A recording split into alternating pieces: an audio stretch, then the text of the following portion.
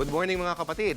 Serbisyo publiko muna tayo sa usapang SSS. Una nating pag-uusapan ang dalawa sa mga benepisyo ng SSS na pwedeng matanggap ng miyembro.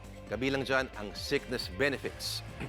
Alam nyo bang sa tulong ito ay pwedeng bayaran ng miyembro sa bawat araw na hindi siya nakapagtrabaho dahil sa sakit o injury? Ano-ano nga ba ang qualification sa programang ito? Ganito yan ate. Pasok kayo sa sickness benefits kung kayo ay di makapagtrabaho dahil sa sakit at nakaratay ng hindi kukulangin sa 4 na araw. Basta nakapagulog kayo ng hindi bababa sa 3 buwang kontribusyon sa loob ng 1 taon bago ang pagkakasakit. Pasok din ito kung nagamit nyo na ang lahat ng sick leave sa inyong pinapasukan. Kung sakali mang umalis kayo sa trabaho o voluntary or self-employed member na, kailangan lang abisuhan ang SSS. Ang benepisyo matatanggap ay babatay sa naaprobahang bilang ng araw ng pagkakasakit.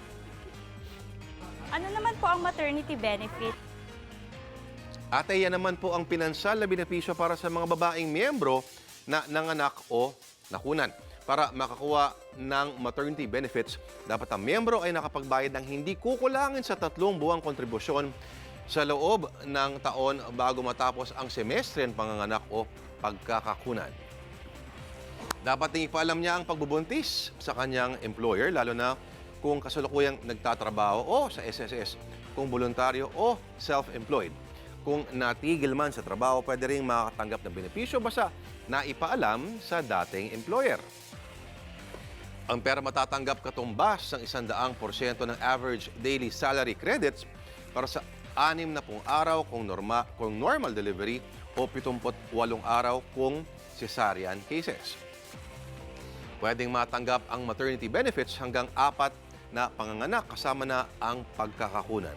O di ba mga kapatid, simpleng-simple lang. Buti na lang, may SSS. Be sure to come back. News 5 everywhere. Copyright 2015.